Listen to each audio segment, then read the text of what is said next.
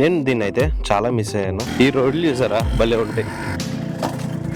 అరే నేను వస్తుంటే ఏం రియాక్షన్స్ వస్తున్నాయో. ఒక క్లారిఫికేషన్ ఇచ్చాను అనుకుంటున్నా. ఈ బండి నేను సేల్ చేయలేదు, కోల్కతా ఎందుకు పంపించాను అన్న రీజన్ ఇదే.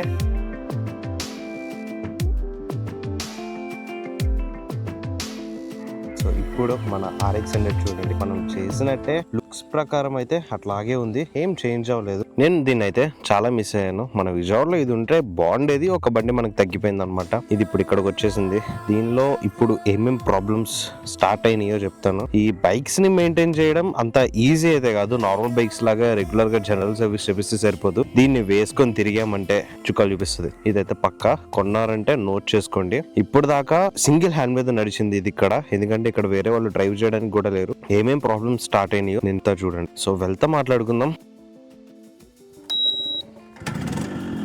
ఫస్ట్ కిక్లో ఈజీగా స్టార్ట్ అయిపోతుంది, సో ప్రాబ్లం లేదు. ఫస్ట్ ఇలా పైకి చూసినమ్మటే ఈ వ్యూ చూసారా ఎంత బ్యూటిఫుల్ ఉందో. చాలా బాగుంటుంది. చుట్టూ గ్రీనరీ, మధ్యలో రోడ్డు. ఈ రోడ్లో సైకిల్స్ తప్ప ఏం రావు. సో స్టార్ట్ చేసి ఐడిలో పెట్టేసాం, అయినా ఇంజన్ ఆగలేదు. ఇక్కడికి వచ్చిన తర్వాత ఏంటంటే ఇవి నేను ఏమంటారు గ్రిప్, ఈ గ్రిప్ నేను ఎక్కడ యాడ్ చేసింది లెఫ్ట్ సైడ్ది, ఈ రైట్ సైడ్ది పాత RX 100ది. ఇది నేను యాడ్ చేసింది కాదు, చేంజ్ అయితే అయింది. ఎందుకు చేంజ్ చేశారో విషయం నాకు తెలీదు, ఒకసారి వెళ్ళిన తర్వాత చూడాలి. ఇదొకటి. ఇంకా లైట్గా ఏదో స్మెల్ వస్తుంది, అదొకసారి చెక్ చేపిస్తా. ఇంకా క్లచ్ దొబ్బింది. క్లచ్ చూసారా, ఇదిగో ఇక్కడ దాకా ఫ్రీగానే ఉంది, ఇక్కడ దాకా ఫ్రీ, ఓన్లీ ఇక్కడే పట్టుకుంటుంది. అక్కడ పట్టుకోవడం వల్ల ప్రాబ్లమ్స్ ఏంటంటే డిఫెక్ట్స్, లైక్ దానివల్ల ప్రాబ్లం ఏంటంటే ఇదిగోండి ఇక్కడ దాకా నొక్కి నేను గేర్ వేసాను చూసారా, క్లచ్ క్లోజ్ అవ్వట్లా. ఆ క్లచ్ క్లోజ్ అవ్వట్లేదు, దానికి ప్రాబ్లం ఏదో ఉంటుంది, అదొకటి.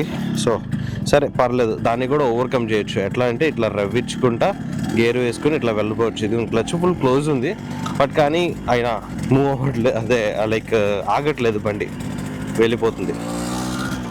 హాయ్, వస్తావా? వెనకాల ఎక్కుతావా? రావా? సో అది ఆ ప్రాబ్లం అయిపోయిన తర్వాత ఇంకా నెక్స్ట్ స్పీడోమీటర్ పని చేయట్లా. లైక్ ఎంత వెళ్ళినా కానీ ఆ స్పీడోమీటర్ అనేది లెగట్లా. థర్డ్ ప్రాబ్లం వచ్చేసి దీని సౌండ్.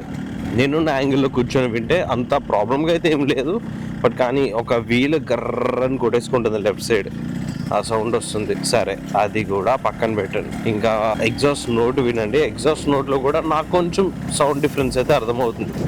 ఏంటంటే మధ్యలో గ్యాస్కట్ ఊడిపోవడమో, లేదంటే గ్యాస్కట్ లూజ్ అయిపోవడమో, లీక్ అవుతుంది సౌండ్ అయితే. ఇంకా చూసుకుంటా పోతే చాలా ప్రాబ్లమ్స్ వస్తాయి. వీటిని మెయింటైన్ చేయాలంటే వీటిలన్నిటిని ఓవర్కమ్ చేసుకుంటా, టైం టు టైం మంచిగా సర్వీస్ చేయించుకుంటా, జాగ్రత్తగా వాడుకోవాలి. ఎందుకంటే ఇవి మన డైమండ్స్. అప్పట్లో మనకి రెగ్యులర్ బైక్సే, కానీ ఇప్పట్లో మనకి డైమండ్స్ ఇవి. సైకిల్ ఆవిడ పడేసి వెళ్ళిపోయాడు.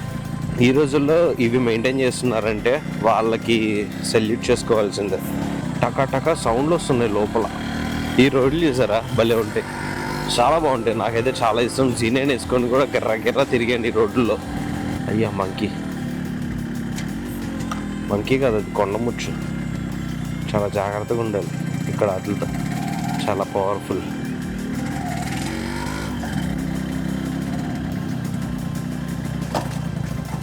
బాయ్. ఇక్కడ లైఫ్ భలే ఉంటుంది. వీళ్ళు చూడండి ప్రశాంతంగా ఆడుకుంటున్నారు. అరే నేను వస్తుంటే ఏం రియాక్షన్స్ వస్తున్నాయో.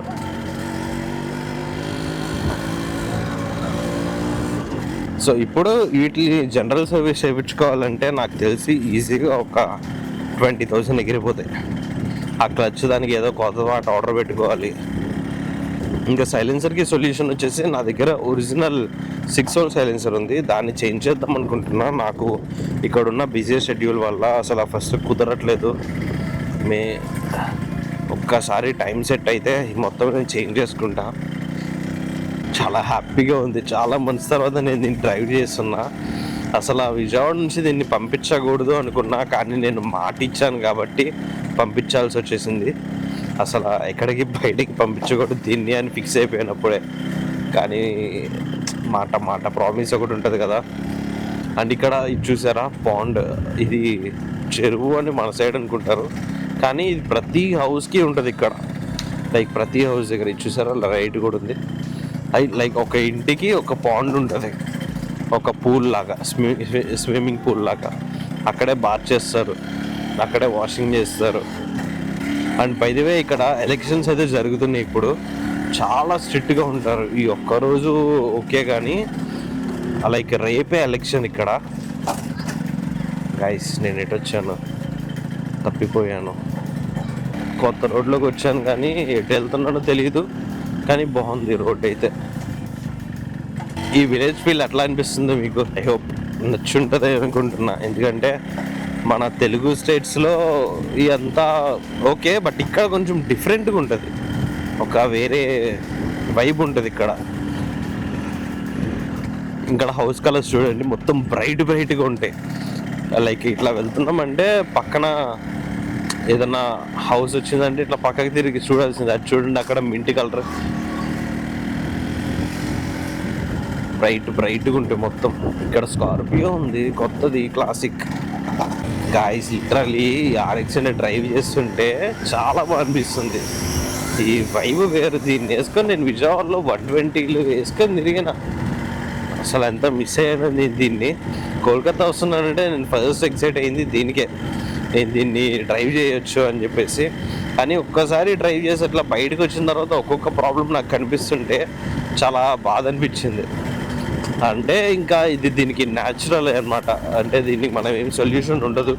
ఇవి ఎప్పుడు ఇట్లాగే చేస్తూ ఉంటాయి, మొండిగా ఏదో ఒక ప్రాబ్లం తీసుకొస్తా అట్లాగే ఉంటాయి.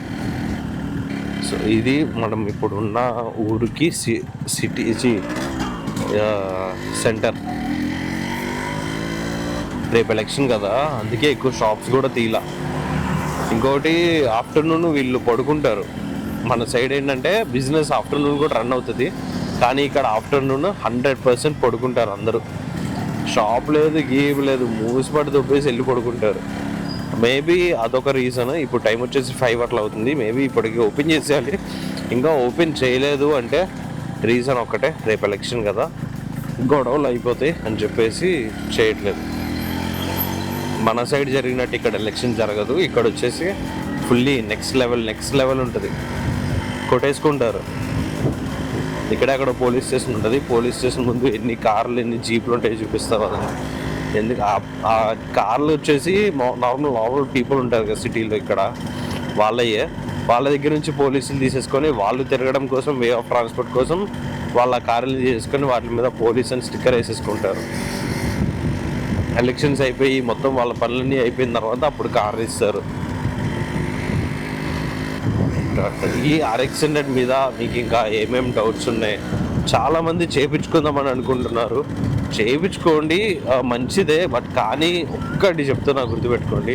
మీరు ఏదైతే బడ్జెట్ అనుకుంటున్నారో 60,000 లేదంటే 50,000, ఆ బడ్జెట్లో RX మనకి రావాలంటే కొంచెం కష్టమే. ఎందుకంటే మంచి బండి చూసుకోవాలి, తర్వాత మనం దాన్ని రీస్టోర్ చేసుకోవాలి, మెకానిక్ ఇచ్చుకోవాలి, దీనికి ఉన్న ప్రాబ్లమ్స్కి పార్ట్స్ ఎక్కించుకోవాలి, చాలా ఉంటుంది. తర్వాత లేదు నాకు బండి కండిషన్ ఎట్లా ఉన్నా పర్లేదు, రీస్టోర్ చేయకపోయినా పర్లేదు అంటే మనకు 40-50,000లో ఏదో ఒక RX దొరికిద్ది. అలా ఇస్తే నాకు సాటిస్ఫాక్షన్ ఉంటుంది కదా. లైక్ నా కస్టమర్ ఒకవేళ మీరు పర్చేస్ చేస్తే, సో మీకు ఒక మంచి వెహికల్ ఇవ్వాలని చెప్పేసి నేను అనుకుంటా. సో నా సైడ్ నుంచి సజెషన్ అయితే ఇది. మీరు తీసుకోవాలనుకుంటే కొంచెం బడ్జెట్ పెట్టుకోండి. లేదు బ్రో నాకు పర్లేదు నేను చేయించుకుంటాను అంటే వెల్ అండ్ గుడ్, నేను చూసి అయితే పెడతాను. ఈ ఊరు మొత్తానికి ఇదే ఫుట్బాల్ గ్రౌండ్ బాగుంటుంది. ఇక్కడ ఫుట్బాల్ ఎక్కువ ప్రయారిటీ ఇస్తారు. మన సైడ్ స్పోర్ట్ ఏంటిది, మన సైడ్ ఆర్చరీ ఉంటుంది. పిక్నిక్ చేస్తున్నారు వాళ్ళు. ఈ RX కోల్కతాలో ఏం చేస్తుంది అని మీ డౌట్కి క్లారిఫికేషన్ ఇస్తా. ఇది మా రిలేటివ్స్ది, మాకు తెలిసిన వాళ్ళదన్నమాట. సో వాళ్ళు చేయించుకుంటాను అని అడిగినప్పుడు ఓకే, నాకు కూడా సిరీస్ వస్తాయి కదా అని చెప్పేసి నేను తీసుకున్నాను అనమాట. అప్పుడు దాకా నాకు ఈ RX అంటే పెద్ద ఇష్టం అట్లాంటిది ఏం లేదు. నేను అలా సిరీస్ స్టార్ట్ చేశాను. సిరీస్ స్టార్ట్ చేసి అలా డే బై డే దీంతో ట్రావెల్ చేస్తున్నప్పుడు నాకు ఇది కనెక్ట్ అయిపోయింది. ఇంక అట్లా నాకు ఈ RX మీద ఇష్టం అనేది బాగా పెరిగిపోయింది. ఇవ్వలేకపోయాను ఇంకా లాస్ట్ మినిట్లో. నేను ముందు ప్రామిస్ చేసి తీసుకొచ్చా కదా, లైక్ మీకు నేను రీస్టోర్ చేసి మళ్ళీ రిటర్న్ ఇస్తాను అని. సో ఆ ప్రామిస్ మీద నేను మళ్ళీ దీన్ని రిటర్న్ పంపించేయాల్సి వచ్చింది. ఒక క్లారిఫికేషన్ ఇచ్చాను అనుకుంటున్నా. ఈ బండి నేను సేల్ చేయలేదు. కోల్కతా ఎందుకు పంపించాను అన్న రీజన్ ఇదే రిలేటివ్స్ దగ్గర నేను తీసుకున్నాను. ఇక్కడ RX 100లు ఇవన్నీ ఇట్లా రోడ్డు పక్కన పడేసి ఉంటే మనం సందు లోపలికి వెళ్తే కనిపిస్తాయి. వాళ్ళు ఏంటంటే అమ్మరు, అలా అని చేయించుకోరు, అలా పక్కన పెట్టేసి ఉంచుతారు. సో ఇక్కడ మన RX 100కి వాల్యూ ఇంకా తెలియలేదన్నమాట. ఇప్పుడు మీకు అర్థమైపోయింది అనుకుంటా ఈ బండి ఎవరిది, నేను ఎందుకు చేశాను, ఎందుకు మళ్ళీ రిటర్న్ కోల్కతా పంపించేశాను అని. ఇది ఇచ్చేసిన తర్వాత నేను కూడా ఇంకొక RX 100 తీసుకుందాం అని చెప్పేసి అనుకున్నా, కానీ హై డిమాండ్ అయిపోయింది తర్వాత దీనిది. నార్మల్ ఏమంటారు స్క్రాప్ కండిషన్లో ఉన్న బండికి కూడా చాలా వాల్యూ అయితే ఎక్స్పెక్ట్ చేస్తున్నారు ప్రతి ఒక్కళ్ళు. చేయడంలో తప్పు లేదు, బట్ కానీ ఒక ఎక్స్పెక్టేషన్ అంటూ ఉండాలి కదా, ఓవర్ ఎక్స్పెక్టేషన్ చేయకూడదు. దీన్ని అప్పట్లో రిలీజ్ చేసినప్పుడు దీని ప్రైస్ 20,000. ఇప్పుడు వాళ్ళ స్క్రాప్ వాల్యూ ఎక్స్పెక్టేషనే 20,000 to 30,000 దాకా ఉంది. సో మీకు ఉన్న డౌట్స్ అన్నిటికీ ఈ వీడియోలో నేను క్లారిటీ ఇచ్చేసాను అనుకుంటున్నా. సో మీకు ఇంకా ఏమన్నా డౌట్స్ ఉంటే కమెంట్ సెక్షన్లో చెప్పండి. నెక్స్ట్ షార్ట్స్లో కానీ నెక్స్ట్ వీడియో చేయడానికి అయితే నేను ట్రై చేస్తాను. So that's it for today, guys. Hope you guys enjoyed this vlog. If you guys enjoyed, you guys know to hit the like, share and subscribe to my channel. This is ADN So Bye signing out.